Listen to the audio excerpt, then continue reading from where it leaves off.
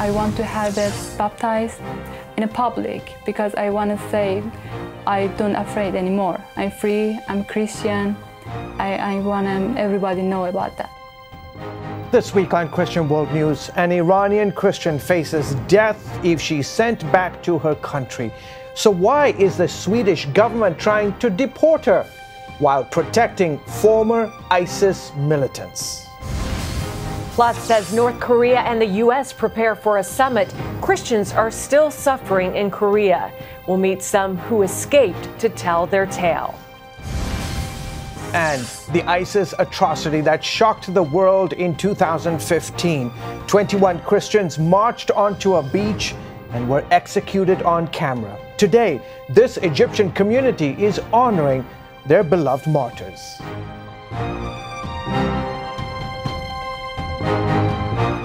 Hello everyone, welcome to this week's edition of Christian World News. I'm George Thomas. And I'm Wendy Griffith. Well, last year we brought you the story of Aydin Stranson, a Christian from Iran living in Sweden. The Swedish government has decided to deport her back to her home country. Many of you have asked for an update on her situation. My colleague Dale Hurd visited her in Stockholm as she waits for either deportation or deliverance. She is a woman without a country. Aydin Stranson is officially a stateless person. No passport, no citizenship, unable to get a job, and living every day with the knowledge she could be deported to her native Iran, where, as a Christian, she could face grave danger. A worldwide outcry over her situation has apparently not changed anything. The world was outraged when the Swedish government decided to send a Christian and ex-Muslim back to Iran, where she could be imprisoned, raped, and even killed. But it didn't seem to bother the Swedish government at all.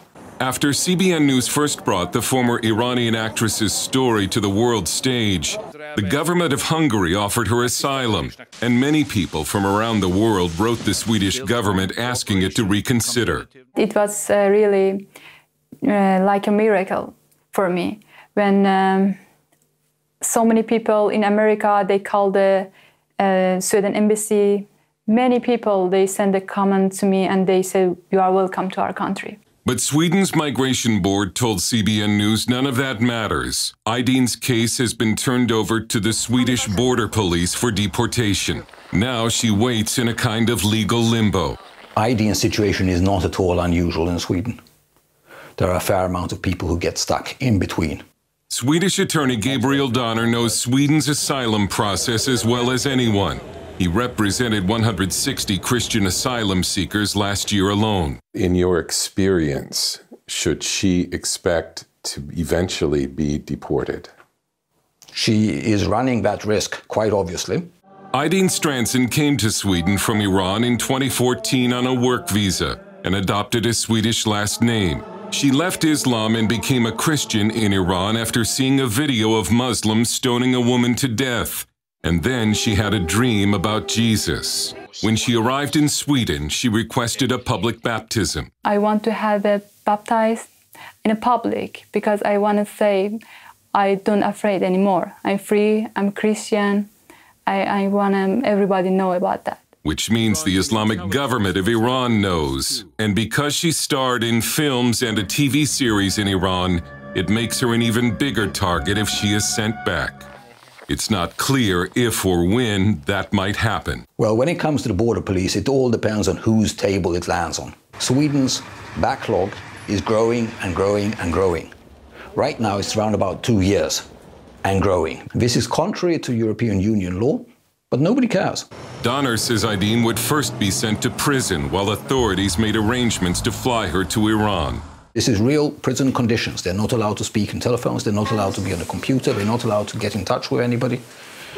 They wear prison clothes. If they're transferred anywhere, they're transferred in chains. Swedish authorities would then contact Iran and tell them Aydin is coming and when to expect her. Even though Sweden's migration board says on its own webpage it will never deport asylum seekers to nations where they face danger. Doing so is a violation of the Geneva Convention on Refugees. Sweden's migration board says it cannot comment on her case. Ideen spends her days helping at church or training in Taekwondo. She's earned a black belt, but the Migration Board took her certificate because she's not a legal resident. She thought she landed a job with the technology giant Ericsson as a computer programmer. But the Swedish government wouldn't allow that either. Sweden turned down Ericsson's plea to let her work for them. So as soon as you get your negative, you cannot get any support of any sort, no housing, no place to work, and so on, even if you had a job before. The idea is to starve you to the point where you come to them and say, please send me out. But she's staying in Sweden because her family is here, and because she says Jesus told her not to be afraid. Stransson and other Christian asylum seekers in Sweden face deportation at the same time that the Swedish government has given 150 protected identities to former ISIS fighters who have returned to Sweden so that they can find jobs. There will be no such help for Ideen. There have been fast lanes for Syrians, and there have been fast lanes for Somalis, but not for Iranians, and definitely not for Christians. We have even one judge here in Stockholm who never has said yes to any Christian. If they're going to act on her case to deport her, she'll get a letter? She doesn't necessarily get anything. They just turn up, and can turn up anytime. I don't know what will happen for me in future, but I should say to them, thank you. To people, to CBN, and to you, to all the people try to help me. I just can't say Jesus bless them all. Dale Hurd, CBN News, Stockholm. Thank you so much, Dale. And we encourage you to let the Swedish government know your opinion about what's happening to Ideen Stransson. Just go to cbnnews.com for a link to the Swedish Embassy in Washington and to Sweden's Migration Board. Coming up, she is the sole survivor of her family. Meet the North Korean Christian who escaped to tell their stories.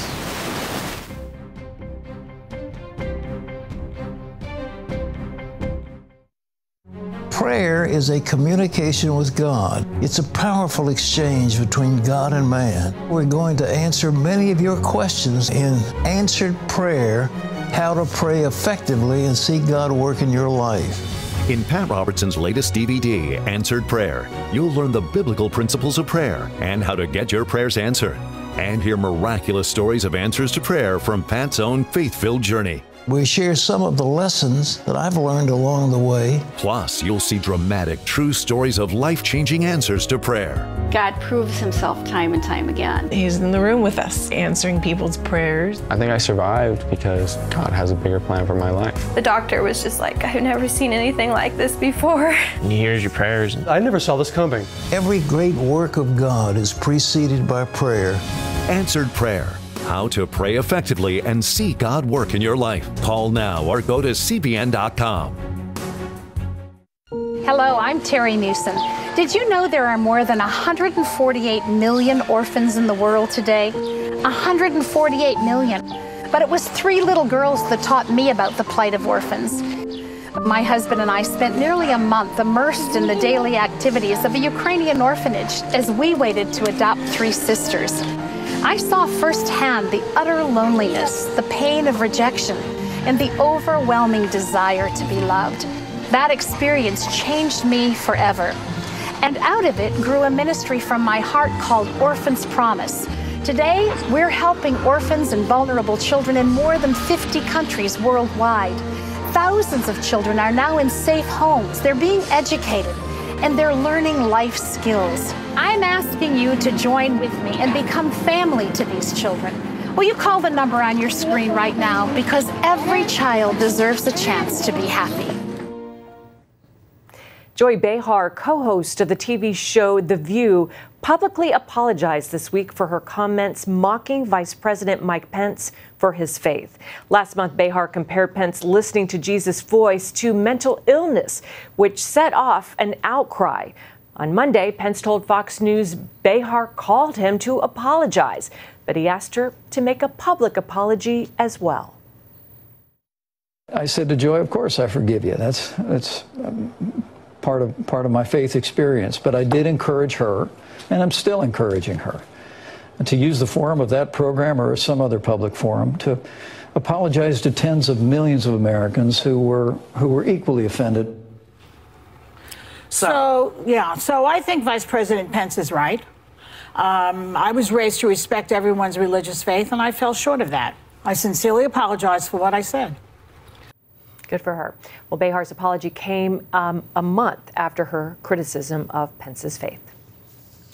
President Trump shook up his cabinet this week, firing Secretary of State Rex Tillerson and replacing him with CIA Director Mike Pompeo. Chief political correspondent Gary Lane is here to talk about this. So why is Pompeo better for this choice than Tillerson? Well, I think he's better because he sees eye to eye with President Trump. He's more supportive of the positions that President Trump supports, the views that he has. And this would be on things like China, North Korea, Iran, Russia. And speaking of that, on the issue of Iran, he has taken not just Iran, North Korea and others, as you mentioned. He's almost like a hawk, isn't he? Well, he is. He's a hawk. Yeah. He believes in being tough. And, for example, on Iran, when he was in Congress, he disclosed some secret side deals that were made in that agreement that Obama and Kerry negotiated. And he's opposed the Iran agreement, just like President Trump. On North Korea, he also believes in taking a hard line. I don't think he would have soft-pedaled like Tillerson did when the president said fire and fury. My understanding is that Pompeo is a believer, right? Yes, he is. He's a Christian. Mike Pompeo is a man who is very devout in his Christian faith, and he's even attended meetings of the White House regularly, the Bible studies that we have reported about. You know, I've spoken this week with some folks who advocate on religious freedom around the world for Christians and other minority faiths. They seem to be optimistic about Pompeo's nomination to state. What's your take on that? Well, especially with Sam Brown back there as our ambassador on religious freedom. Yeah. I think the two of them are good friends. They've worked, obviously, both of them from Kansas. Sam Brownback is the former senator from Kansas, former governor, and then also Pompeo is a former congressman from Wichita. Now, George, it isn't necessarily that they will be advocating religious freedom publicly, but I think when Pompeo goes into meetings with officials around the world and diplomats, he will raise Christian rights, religious freedom, not just for Christians, but for others in those meetings. Okay, terrific. It's a big shakeup here in our nation's capital, but looks like religious freedom advocates are welcoming this shakeup. Better than it has been. That's right. Okay, Gary Lane, as always, sir, thank you for your insights. And that was Gary Lane, our chief international correspondent. Well, speaking of North Korea and religious freedom, as our audience knows, North Korea is one of the most repressive regimes in the world against Christians. Our Asia reporter, Lucille Tillerson, recently met two North Koreans who fled the country to escape death. For security reasons, we shall conceal their identities and call them Jae-un and Sung-min, both North Korean defectors. Jae-un is the lone survivor in a family of 5 siblings. Her father was taken to a labor camp in North Korea when she was 2 years old. He was never heard of again. During the Great Famine in the mid-1990s, her only brother died of malnutrition. Her mother died on the road while trying to find food to bring back to her starving family. When my mother died, we did not have the strength to bury her. My older sister went to China to earn a living for the family. She sent money once to buy rice, but I never heard of her after that. I learned that she was sold as a slave. My older sister engaged in smuggling, got caught, and was sent to a labor camp where she also died. Out of desperation, Jae-un decided to escape from North Korea. One night in December of 1999, I crossed the Yalu River and swam for the Chinese border. The water was freezing and the current was so strong, but I was determined to survive. After arriving in China, I chose to be sold to a man so I could live in the big city. But I ran away from him because he did not treat me well. It was then that Jae-un joined a Bible study group in China. She remembered the woman she met prior to her escape, who spoke to her about God. She told me that God is alive and is with me since He is the father to the fatherless and the defender of the widows. I had heard of God in North Korea, but I was also aware that believers are taken to prison. I was able to make a phone call to my only surviving sister in North Korea, and I told her about Jesus Christ and that God will help her through the harsh times. She accepted Christ as Savior. However, officials discovered that we were communicating, and so they took my sister to a labor camp. And since then, I never heard of her again. Jae-un married a North Korean man she met in church, and they eventually moved to South Korea. Unlike Jae-un, who lived in poverty, Sung-min was well off and a college graduate in North Korea. But he says he was disenchanted with his country and decided to leave. I knew that the Kim regime was enjoying a luxurious life while so many people were starving to death.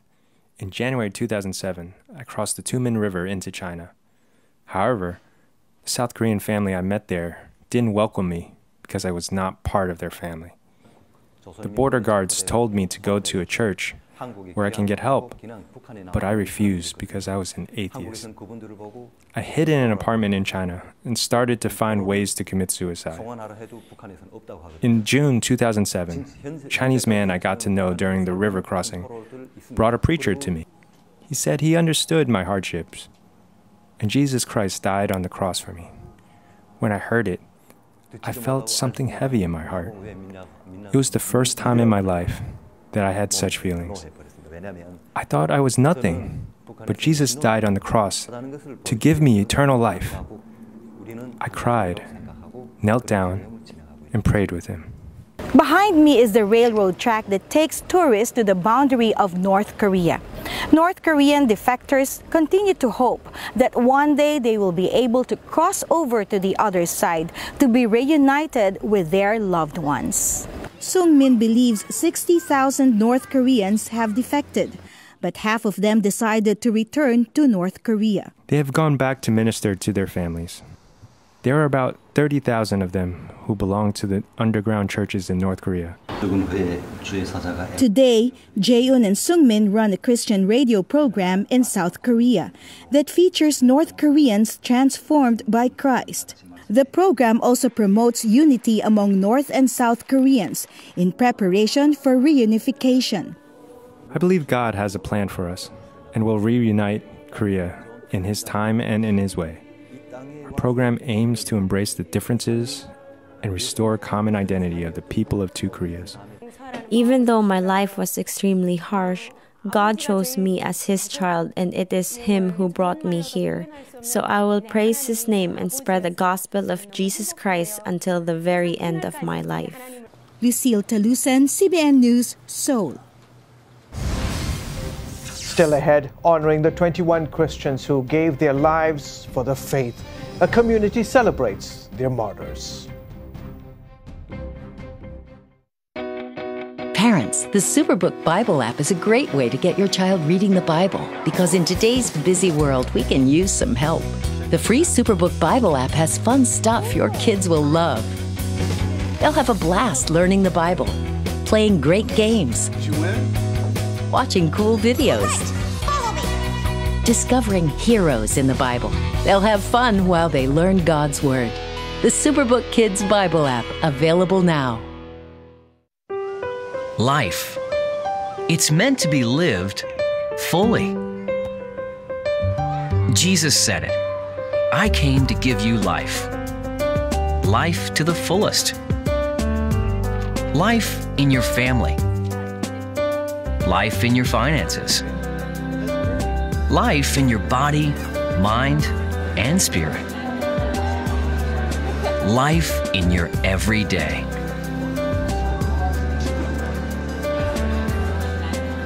At CBN.com, we're taking what Jesus said seriously.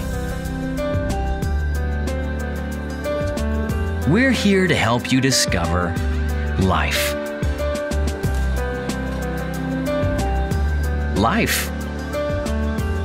Live it fully. CBN.com.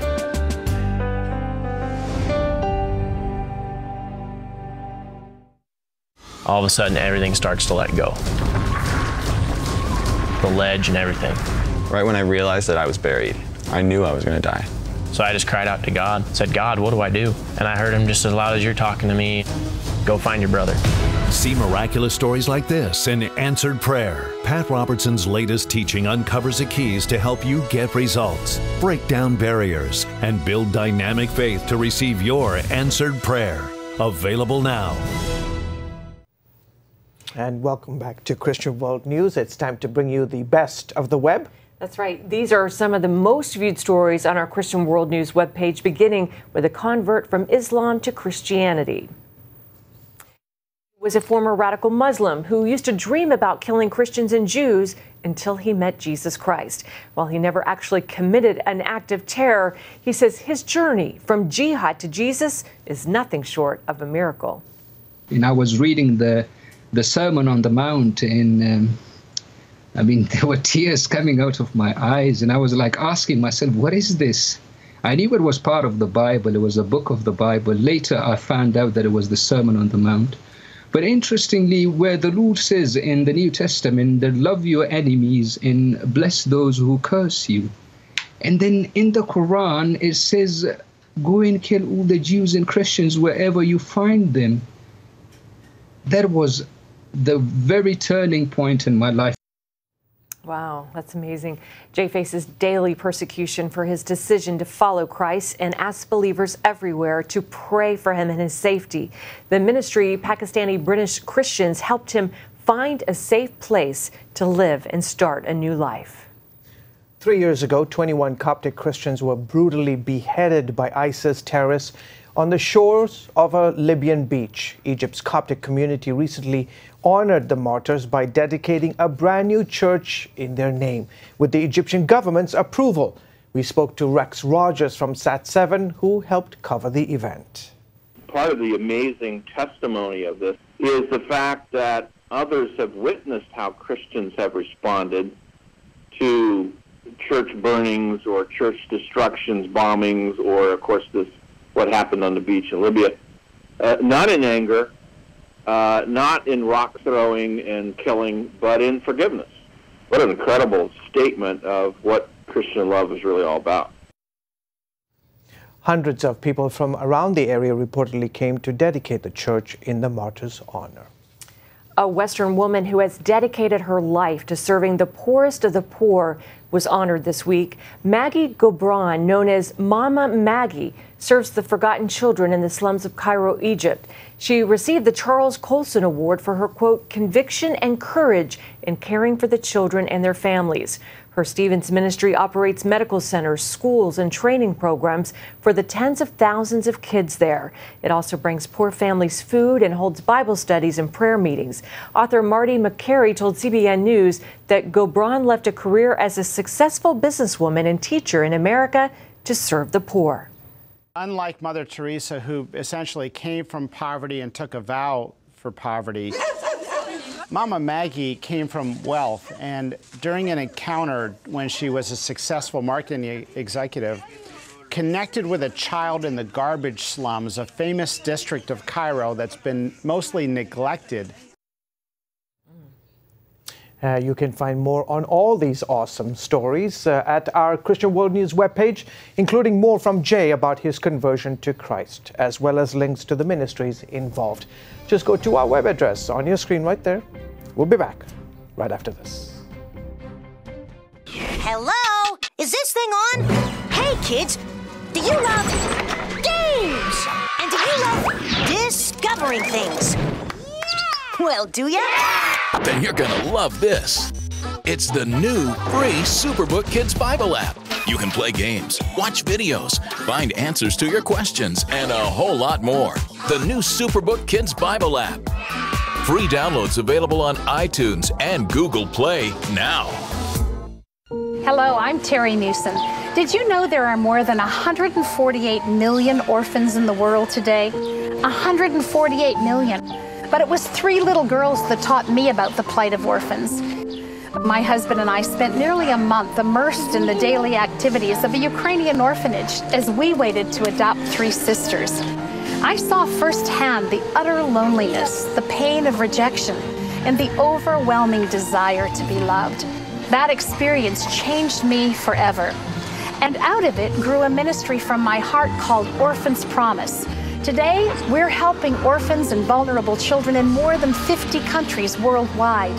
Thousands of children are now in safe homes. They're being educated, and they're learning life skills. I'm asking you to join with me and become family to these children. Will you call the number on your screen right now? Because every child deserves a chance to be happy. When you give, smiles grow bigger. When you care, homes are happier. When you comfort, the hurt goes away. When we all come together to love, miracles happen. In a city known for its spiritual darkness, there's now a new place to stay for travelers that seeks to be a shining light. Contributing correspondent Miranda Lee takes us to Thailand for the story. Going to the nations so that the nations will come to you. That's the mission behind Zion Hostel, located here in the heart of Chiang Mai, which is an international hub for human trafficking. You will be in room 1, and then we have the Wi-Fi password for you here. Welcome to Zion, a Chiang Mai hostel and cafe that, like its name, seeks to be a bright light in a dark place. We don't just want to be another hostel, we want to be a place where they walk in and they feel something different. They feel loved, they feel inspired, they feel cared for. The building was purchased a few weeks ago. Now world race teams are helping get the hostel ready for travelers. Doing a lot of painting, scraping old paint off the wall, like just getting it looking really nice for the people that are going to be staying here. It was purchased by the organization Adventures in Missions, pioneering their concept of business in missions. It's the idea that being a missionary can look like more than just church planting. The ones that have the administrative backgrounds, the finance backgrounds, the marketing backgrounds, is our only option to change who we are, to be in this space, or is there a way that we can integrate the gifts and the talents the Lord has given us to further His kingdom? This cafe is just one example of how Zion's using business for ministry here in Thailand. I welcome people. I love to talk to people about Jesus and show them how much Jesus I love. Through working at Zion, Hope heard the message of the gospel for the very first time. What was your life like before you started working here? Oh my God, my life, I don't have freedom. Before, I look like I'm so sad here. I don't have enjoy. But when I know Jesus, I have so much enjoy.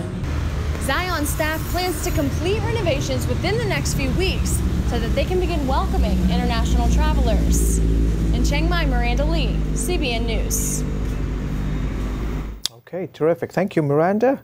Well, folks, that is it for this week's edition of Christian World News. Oh, we've been around the world and back. So fast. That's how we roll, guys. That's how we roll. Hope you've been blessed by this show. Until next week, from all of us here, goodbye and as always, until we meet again, God bless you.